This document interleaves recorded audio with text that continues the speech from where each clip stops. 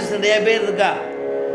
டாக்டர்கிட்ட அழைச்சின்னு போனோன்னா, சார் இது மாதிரி அவர் வந்து நரம்பை பார்க்கக்கூடிய டாக்டராக இருக்கார் அப்படின்னா அதுக்குன்னு தனி டாக்டர் இருக்கா, அழைச்சின்னு போனோம்.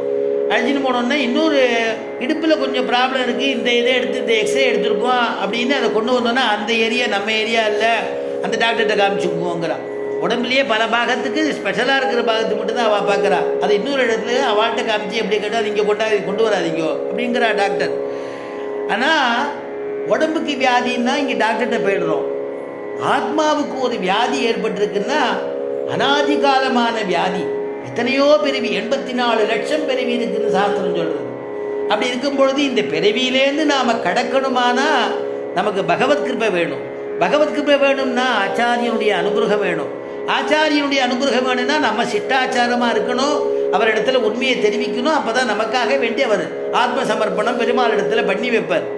அதனால் அப்படியெல்லாம் இருக்கணுங்கிறதுக்காக இங்கே ஆழ்வார் காமிக்கிறார். மருத்துவனாய் நின்ற மாமணிவண்ணா, நீ தான் மருத்துவன் இந்த பிறவியிலேருந்து என்னை காப்பாற்றுறதுக்கு. மாமணிவண்ணா, என்னுடைய மறுபிறவி தவிர திருத்தி, மறுபடியும் பிறவி ஏற்படாதபடி திருத்தி, மறுபடியும் பிறவி இல்லாத ஒரு கொடுத்து வைகுண்டத்திலேயே கைங்கரியம் பண்ணும்படியான பிராப்தியை கொடுன்னு கேட்குறாராம். அதனால் அப்படி கேட்குறது இந்த பிறவி இந்த ஜீவன் வந்து ஒத்துக்கிறான். நான் எல்லாம் நானாவித நரகம் புகும் பாவம் செய்தேன், எல்லா நரகம் போயிட்டு வர மாதிரி நான் பாவம் பண்ணியிருக்கேன், நான் ஒத்துக்கிறேங்கிறான். பெருமாளும் பிராட்டியும் பேசிக்கிறா. பெருமாள் வந்து கருணாகரன், தாயார் வந்து கருணாமயி. சமஸ்த ஜனனீம் வந்தே சைதன்யஸ்தன்யதாயினி சேயசீம் சீனிவாசஸ்ய கருணாமிவ ரூபிணி. சமஸ்த ஜனனீம் வந்தே, சைத்தன்யம் நமக்கு ஞானமாகிறதான பாலை ஊட்டக்கூடியவள் தாயார் தானே. பசிக்கு பாலை வேணா நம்ம அம்மா ஊட்டிடுவா, ஞானமாகிற பாலை ஊட்டி இந்த ஜென்மாலேருந்து கடக்கணுமானா பெருமாள் கிருபை பண்ணணும் இல்லையா.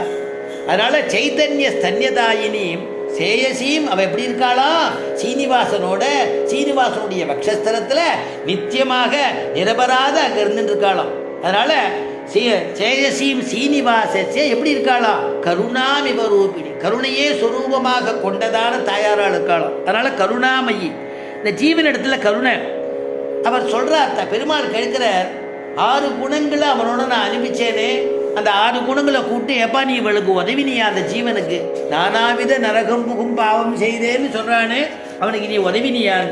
நிறையா தடவை உதவியாச்சுங்கிறா. இந்த 6 குணங்களும் எவ்வளவோ சொல்லியாச்சு, மறுபடியும் பாபங்கள் பண்ணிகிட்டே இருக்கா, மறுபடியும் பிறந்துட்டே இருக்கா, மறுபடியும் பாபம் பண்ணுறா, பிராயச்சித்தம் பண்ணுறா, மறுபடியும் பிறக்கிறான். நாங்கள்லாம் சேர்ந்து ஒரு முடிவு பண்ணிட்டோம், இனிமேல் அவனுக்கு எந்த விதத்துலையும் உதவ முடியாது, அதனால் உதவுறதில்லை, முன்வரதில்லைன்னு முடிவு பண்ணிட்டோங்கிறா. ஜீவன் அடறான், எனக்கு யாருமே இல்லையா, எனக்கு ஆபத் பாந்தவன் அநாதரக்ஷகன்னு சொல்லுவாளே, பந்துக்கள் இல்லைன்னா ஆத்ம பந்து இருக்கான்னு சொல்லுவாளே, என்னை யாரும் கவனிப்பார் இல்லையான்னு ஜீவன் கதறானான்.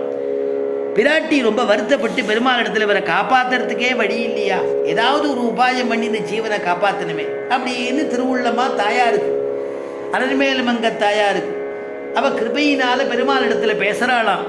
உடனே பெருமாள் சொல்கிறார், ஏதாவது ஒரு யுக்தியினால் காப்பாற்றிவிடலாம், ஒரு க்ஷணம் ஆகாது. ஆனால் இங்கே பார்த்துட்டு இருக்கிறவா இது நீதிமன்றம், நம்மளை பக்ஷபாதின்னு சொல்லிவிடுவா. அதனால் சரியான சாஸ்திரத்தை கொண்டு தான் நம்ம இங்கே பேசணும்.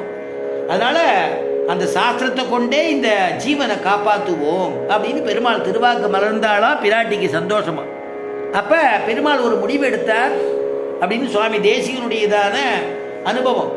தயாதேவிங்கிற ஒரு சொரூபம், தாயாருடைய சொரூபத்தில் தயாதேவியை பார்த்து சுவாமி தேசிகன் சாதிக்கிறார் இல்லையா, இந்த ஜீவங்களுடைய பாபங்கள்லாம், அந்த குற்றங்கள்லாம் எல்லாம் நிறைவேறும்படியா, குற்றங்களே இல்லாதபடியா அவளை பவித்திரமாக ஆக்கி பெருமாள் திருவடியில் சேர்க்கணுங்கிறதுக்காக தயாதேவியை அனுப்பிச்சாளாம்.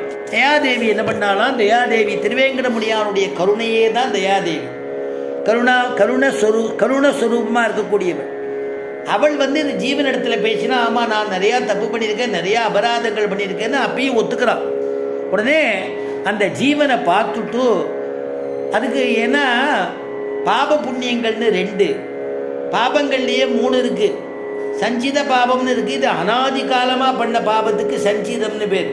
மூட்டையாக கட்டி வச்சுருக்கா. இது முன்ஜென்மா, அதுக்கு முன்ஜென்மா எல்லாத்தையும் கட்டி வச்சுருக்கா. இந்த ஜென்மாவில் ஒரு கொஞ்சம் மூட்டையை கட்டி அப்படி கட்டி இதை அனுபவிச்சு